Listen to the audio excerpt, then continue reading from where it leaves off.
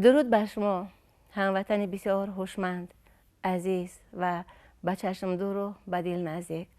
در تهیه و در پیشنهاد گروه ایجادی ما هست این لحظه باز یک برنامه نوبتی واژه‌زار معانی و ما گروه ایجادی تمنا داریم که هر کدام شما در آغوش این وطن عین زمان بهاری، در آغوش این وطن آفتابی گلبسر و گلبدومن یک زندگی خوب و خوش و آری از همه گونه داغ و دردها داشته باشید بسر.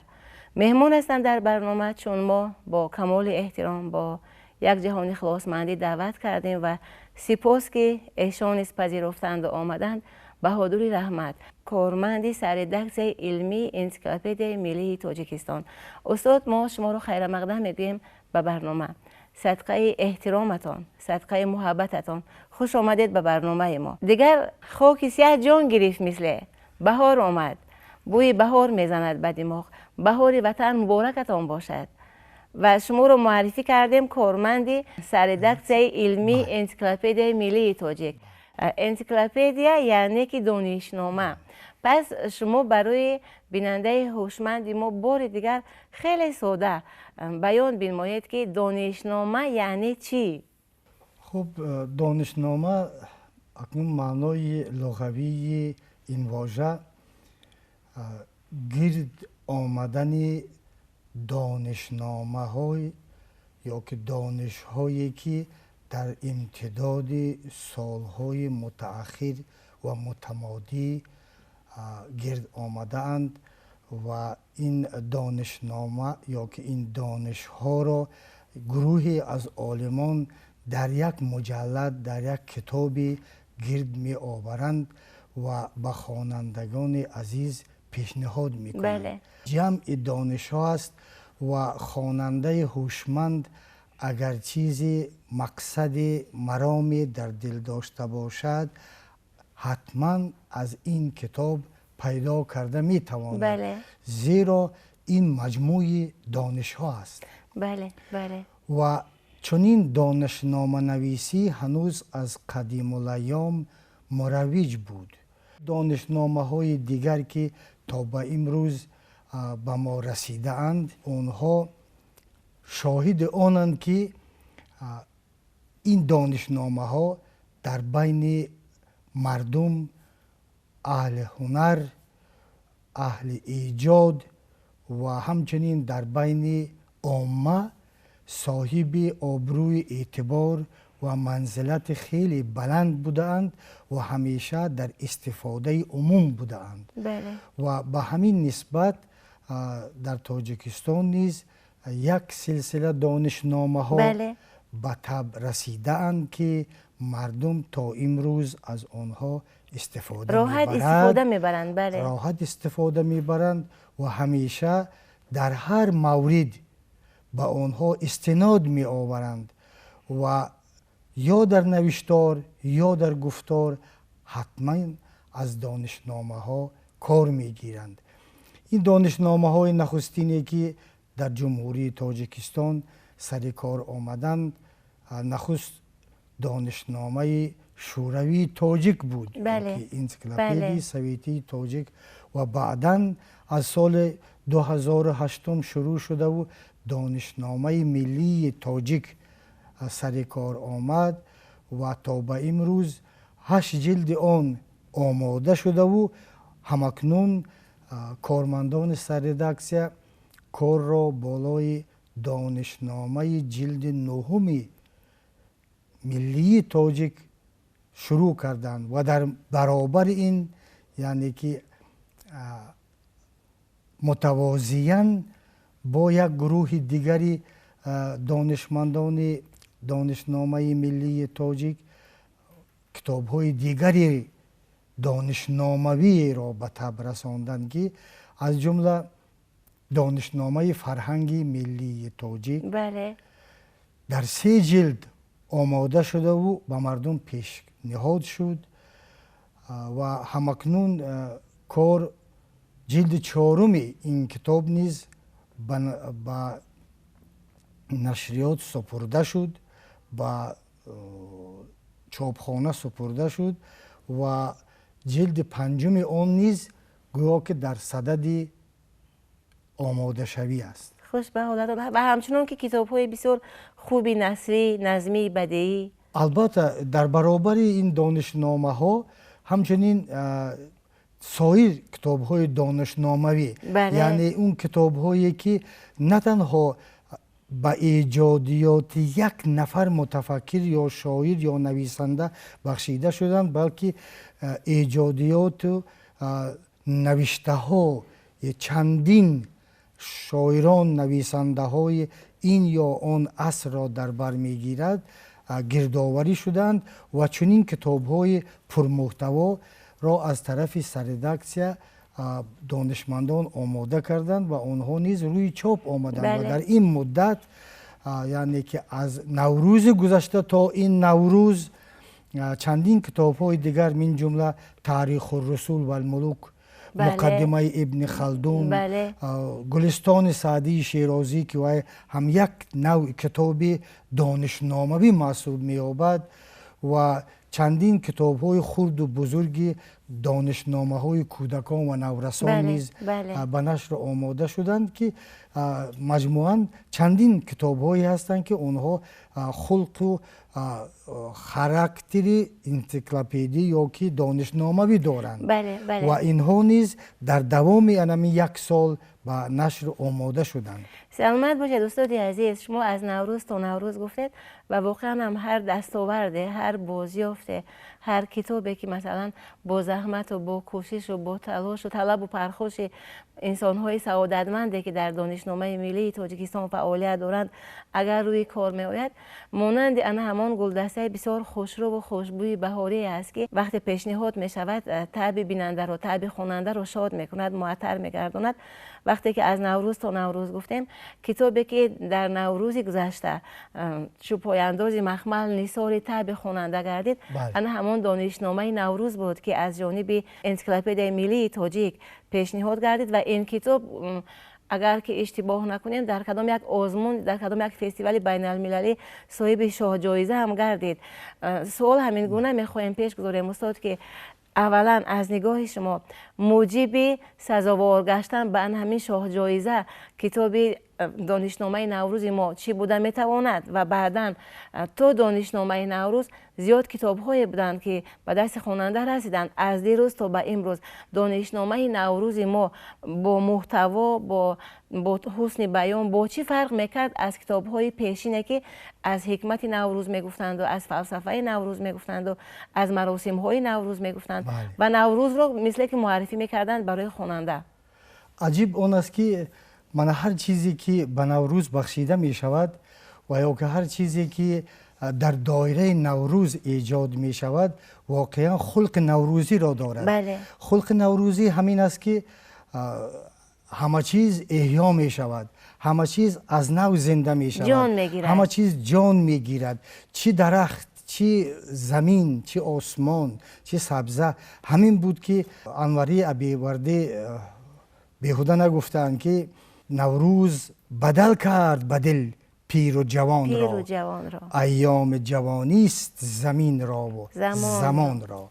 و واقعا هم این پیوندگر اصل ها و نسل ها بوده می تواند و به شرافت نوروز و هر چیزی که با تکرارم میگم آماده می شود البته یک چیزی نوی عرض هستی خواهد کرد. بله. و همین کتاب دانشنامه نوروزی که سردکس علمی انسیکلوپدی ملی تاجیک آماده کرده بود واقعا همین خلق را داشت و دارد و همون سببگار شد که در یکی از نمایشگاه های بین المللی در بلاروسیا صاحب شاه جایزه گرانپری گردید که در تاریخ نشریات تاجیک بار اول همین حادثه به وجود می آید، یعنی که بار اول کتابی به نشر می رسد که صاحب گرانپری می گردد و البته این بی سبب نیست،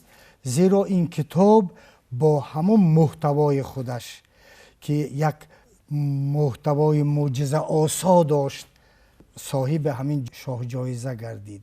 در نخست وقتی که ما این کتاب را خواستیم تهیه نماییم البته ما تجسس نمودیم، جستجو نمودیم که آیا در یگان کشور دیگری حوزه نوروز نیز چنین کتابی به نشر آماده شده باشد یا که در صدد آماده شوی باشد که ما از آن استفاده بریم. هرچند که در تاجیکستان، در ایران و در افغانستان و سایر کشورهای حوزه نوروز اثرهای علاهیده، مقاله های جداگانه به تب رسیده بودند که همگی تحقیقات را در باره نوروز انجام داده بودند، از این یا اون پهلوی نوروز را روشنی بخشیده بودند. ولی یک کتاب مجتمعی، یک کتابی که کاملا به نوروز بخشیده شده باشد و تمام جنبه های نوروز را از خردترین، از جزوی ترین واژه مربوط به نوروز شروع کرده و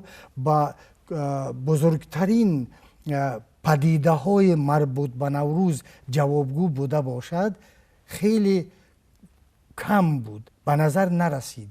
حتی من مشخصا سفر کردم و گمان داشتم که من کتابی را مشخصا پیدا میکنم که کاملا از ابتدا تا انتها به نوروز بخشیده شده باشد و یک دانشنامه مکملی بوده باشد.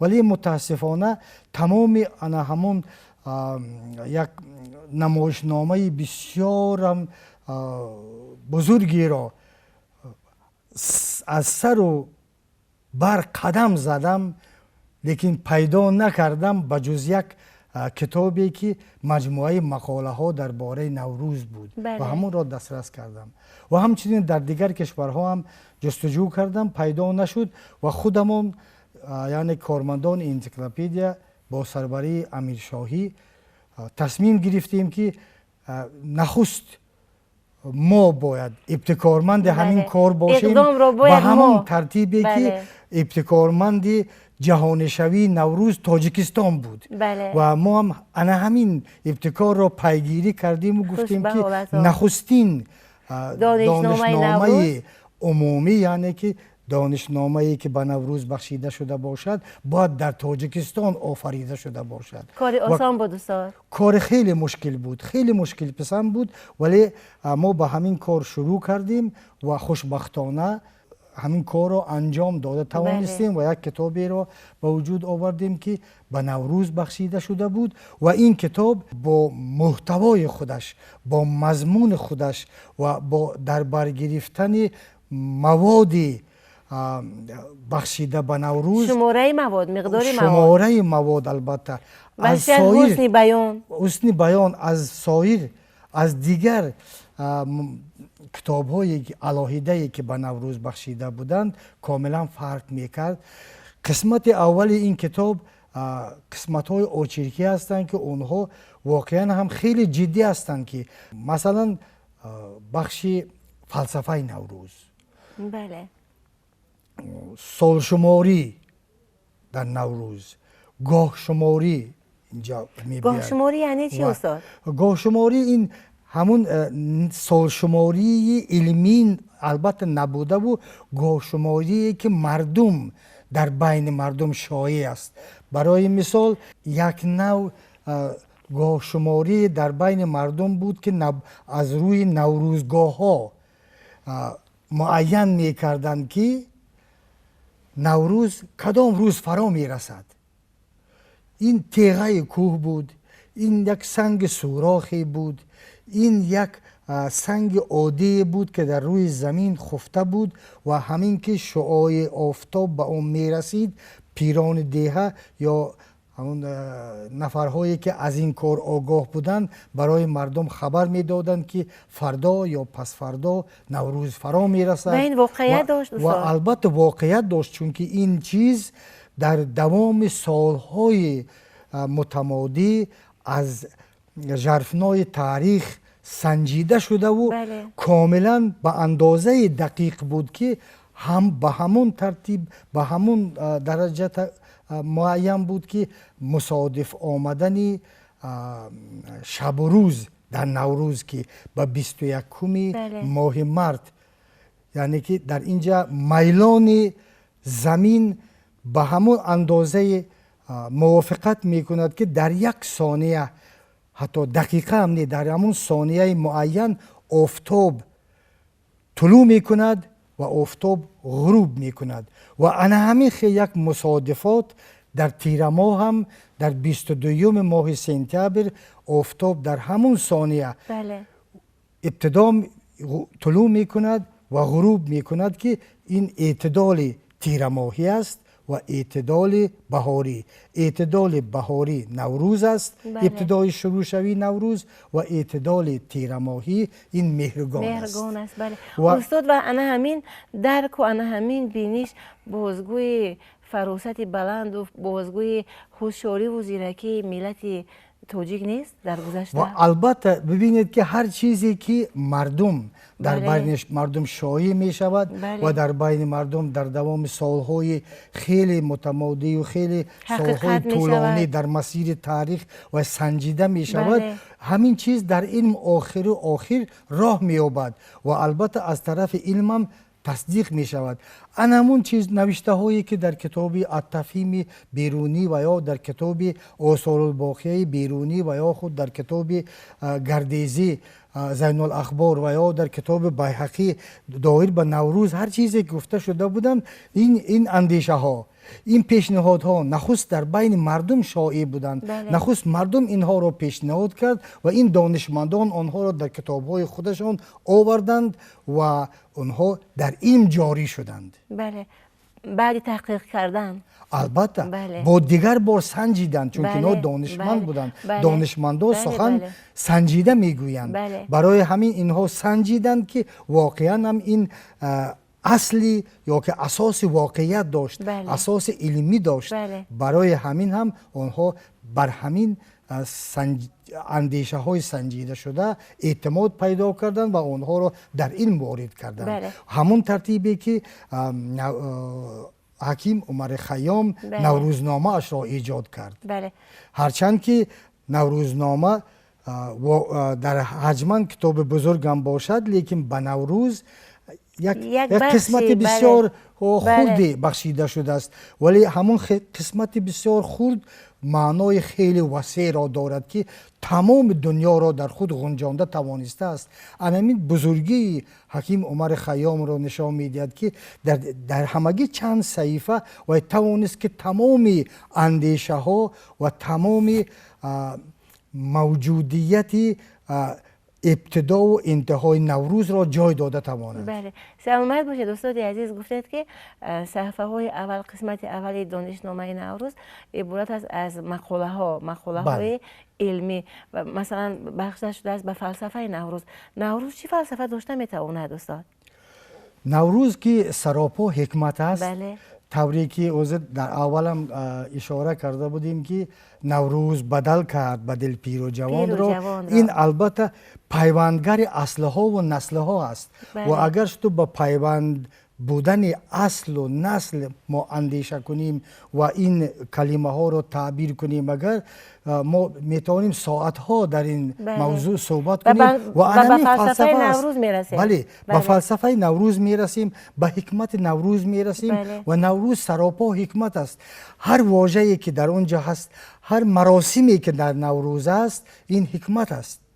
و حکمت چیست؟ حکمت فلسفه است. یعنی که نوروز فقط دسترخوان نیست. نوروز فقط دسترخوان نیست، یا که نوروز فقط از پختن سمنک یا که دیگر آماده کردن دیگر طعام‌های نوروزی عبارت نیست. بله. نوروز تنها از بزم و طرب عبارت نیست که آنها رقص و سرود و بازی کنند. و موجب ماندن نوروز طول تاریخ فقط همین عنصرها بوده نمیتوانند. بله دیگر کاملا اونجا به مراسم های دیگری در اونجا در نوروز هستند که اونها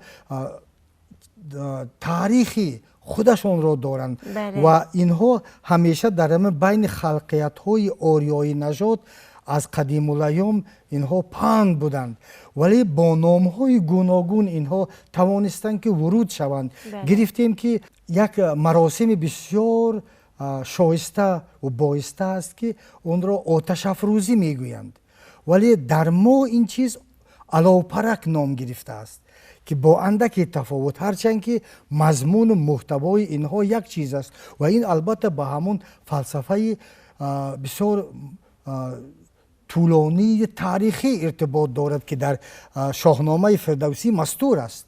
و شما البته با همه خوانندگان شاهنامه را خواندن و میدانند که در اونجا چی در خصوص تاریخ فریدون و همین چیز رابطه با اون دارد که آتش افروزی که در کوه دماوند شروع شده بود. و ببینید یا که آتش افروزی که سلطان مسعود هنگام سفر خودش به شهر نسا در راه ایجاد کرده بود با شرف همین نوروز. و گذشته از وی انمی خیلی یک مراسم های دیگری هم هستند که اونها با نام های گوناگون در یک جا گرفتیم که شالاندازی که در ایران برای مثال رایج است و انا همین شالاندازی در کشور ما هم مثلا در بدخشان به نام کلاه غزغزکی اون را از روزن میپرتوند، همون شال را میپرتوند. هرچند در ایران اون را از درون میکنند. بید با اندک تفاوت ولی این هم یک حکمت خودش را دارد که اینها یک فلسفه بسیار چیز هستند، عمقی میگویند. و همه همین مراسم هایی که بغیر همون بزم و رزم و بغیر همون طعام پزی هایی که هستند و مربوط به نوروز هستند، همه اینها مربوط به همون فلسفه نوروز هستند، به همون حکمت نوروز هستند و سبب داشتن حکمت یا فلسفه خود بود که نوروز ماندگار شد و از تمام مشکل های تاریخ که بود و تمام ممانعت هایی که در دوران پیشین و پیشروی نوروز آمده بودند از آنها بیرون آمد و تا به این روز آمد و عاقبت باز هم جهانی شد. بله سلامت باشد. مثل که تیکه تیکه شد و اما خودش رو از دست نداد و جهانی نگردید. خوش به حال شما استاد که در نوروز گذشته مثلا اقدام پیش گرفتید، یک کوه ننگ به کیت بار شد، با یک آسمان محبت دانشنامه نوروز ایجاد گردید، همون گونه که نوروز با اقدام ما جهانی گردید، همچنان که باز با اقدام ما تاجیکان دانشنامه نوروز پیشنهاد گردید و در فستیوال گفتیم در فستیوال بین المللی صاحب شاه جایزه گردید و خوش به حال اون نفران و شاید سعادتمند هستند اون نفرانی که دانشنامه نوروز رو به دست گرفتند و همون به فلسفه نوروز رسیدند، بعد مطالعه کردند، حکمت نوروز رو دریافتند و این کوشش های شما بود، تحفه شما بود برای ملت خویش، برای مردم خویش در نوروز گذشته. این نوروز، در این نوروزی که پیش روی ماست استاد، دانشنامه ملی چی پیشنهاد دارد، چی دستاویز دارد از اون نوروز تا به این نوروز؟ اکنون بخشی که بیوسته بنده و اون راهبری دارم، در این نوروز نیت داریم که یک تحفه دیگری را مخصوصاً برای اهل روزگاری تاجیکان پیشنهاد کنیم و این تحفه هم باشد دانشنامه طعام ها یا غذاها. مبارکتان باشد استاد عزیز. این کتاب را به خاطر آن غذاها نام ماندیم و طعام ها نام نماندیم که طعام ها اندکی معنای محدودتر را دارد که فقط به همون خوراک ها یعنی که چیزهای خوردنی فقط ارتباط دارد. ولی در این کتاب همچنین تمام اون گیاهای شفابخشی که در پختن طعام یا که همراه خوردن طعام استفاده کرده می شوند هنوز از زمانهای قدیم و در بهار سر میزنند از این آب و خاک. البته اونها از زمین می رویند و با بهار هم توأم هستند. انا همین گیاه ها هم آورده شدند و در برابر همین گیاه ها تمام معدن هایی که انسان استعمال می کند و آنها برای بنیه انسان فایده آور هستند، آنها را هم آوردیم و تمام اون چیزی که امروز ویتامین ها نام میگیرند و این ویتامین ها را هم آوردیم که تا که مردم آگاه باشند که سلامتی انسان در مد اول ایستد و طعام ما باید که دوای ما باشد و دوای ما باید طعام ما باشد. و عجب زیبا تفسیر کردید. یک بار دیگر استاد، یک بار دیگر چون بیننده ما بار دیگر متوجه شود. یعنی که طعام ما باید دوای ما باشد و دوای ما طعام ما باشد و ما طوری همون طعام را آماده کنیم که به یگان بیماری گرفتار نشویم و همیشه صحتمند باشیم. دوای روح و روان در نوبت اول ما اندیشه کردیم که برای سالمی جامعه، برای بهتر شدن احوال صحتمندی مردم خودمون، انا همین یک کتابی را تهیه کرده و برای روزگار مردم، برای هم کدبانوان خانواده و همون مطبخیانی که مردی هستند پیشنهاد کنیم. و این کتاب هم باز حکمت خودش را دارد. حکمت این کتاب آن است که در اینجا فقط اون طعام هایی که امروز در طربخانه ها، در آشپزخانه ها و در خانواده ها پخته می شوند، فقط این طعام ها را فرا نمی گیرد. طعام های زندانی هم آزاد شدند. بله، و ما طعام های گمنام هم نامدار شدند. با جستجو کتاب های قدیمی را پیدا کردیم که مثلا کتاب کنزل اشتهای ابو اسحاق حتیمه که بیشتر از 500 صحیفه است. کاملا از ابتدا تا انتها به طعام های قدیمی بخشیده شده است. خوش به حال ایشان که امروز اکثریت این طعام ها برای مردمان ما پوشیده هستند. هرچند که مسئله هست، البته آخه اینها وجود داشتند، ولی همچنان که بسیار چیزها در مسیر تاریخ در گذشت سالها از بین می روند و به خاطر فراموشی سپرده می شوند، انا همین طعام ها هم رفته رفته و فراموش شدن، فقط در فرهنگ ها بعضی جاش باقی ماندن، در اشعار بعضی شاعرها باقی ماندن و در همین کتاب ها مستور ماندند.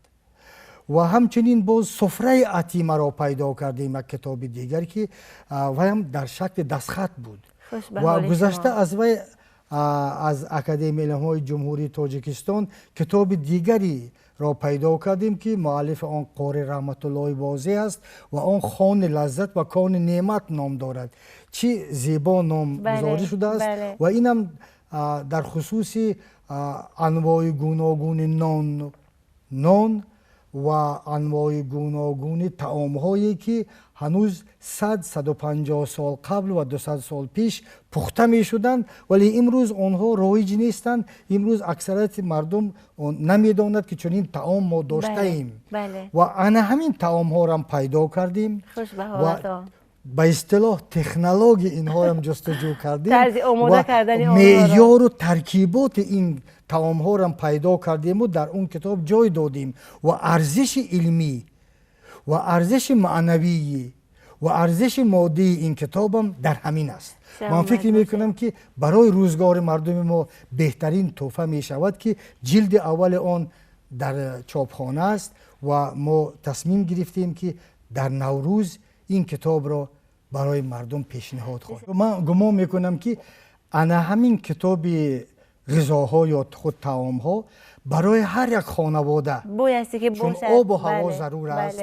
چون که ما طوری همین کتاب را آماده کردیم که هر یک کدبانو برای همه فهمه باشد. هر یک کدبانو همین کتاب را ورق گردان کرده، هر طعامی را که انتخاب می کند می تواند به سهولت، یعنی به آسانی از روی انا همین پیشنهادات و از روی همون توصیفاتی که در اون کتاب داده شده است این طعام را آماده کند و برای خانواده‌اش پیشنهاد کند. بله و همچنان که در خانه نوروزی پیشنهاد بگرداند. سلامت باشید دوستان عزیز، سلامت باشید. برکت در کسب و کارتان، در زندگیتان، در جاه و جلالتان. سوال آخران استاد عزیز، از آفریدگار نوروز در این نوروز چی می‌خواهید برای خود و برای هموطن خود؟ خب همیشه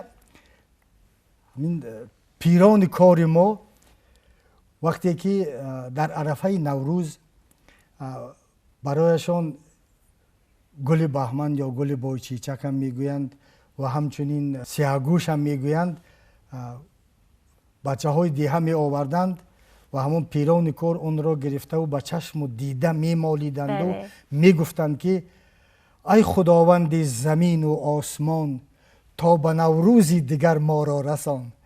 و چون ما باز به نوروز رسیدیم شکر خداوندی می کنیم و فکر می کنم که این نوروز که یک نوع احیاگری طبیعت هم است و بله. احیاگر زندگی هم هست و احیاگر قلب انسانی هم است. چون ما باز به نوروز رسیدیم، شکر خداوندی میکنیم و ای خداوند زمین و آسمان تا به نوروز دیگر ما را رسان. بله، سلامت باشید استاد عزیز، سلامت باشید. وقتی شما مثلا در یک درگاه مقدس فعالیت میکنید با گروه دوستان، با نفرانی که کوشش دارید که مثلا هرچی بیشتر نسل جوان فدایی راه ادب باشند، هرچی بیشتر نسل جوان خوشچین باغ معرفت باشند، هرچی بیشتر نسل جوان دیروز را بشناسد.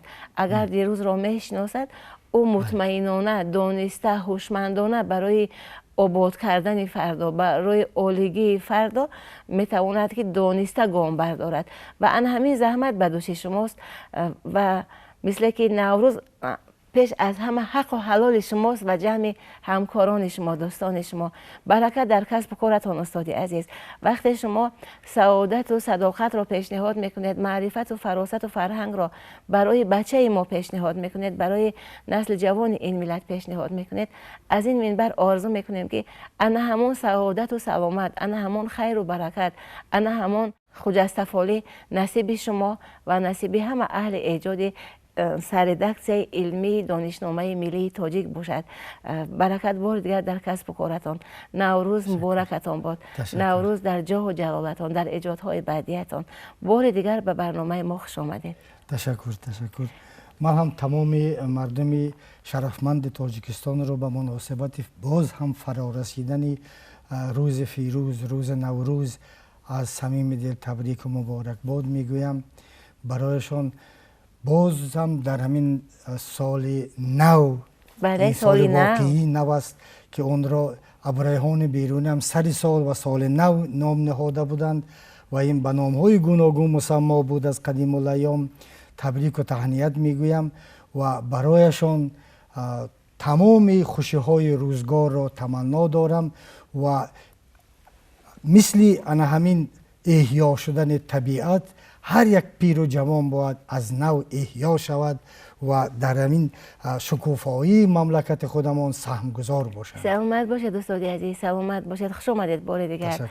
بینندگان بسیار گرامی، استاد بهادری رحمت، کارمند سردکس علمی انسیکلوپدی ملی تاجیک حضور داشتند که اینک ابراز اندیشه داشتند، قصه نوروز و از فلسفه دیروز و امروز نوروز کردن برای ما و شما. تمنا میکنیم برای هر کدام شما که بهاری سبز اندر سبز، بهاری پرگل هم در زندگی و هم در اندیشه داشته باشید. بسر دیگر سعادت دارین نصیب ما و شما تا دیدارهای بعدی.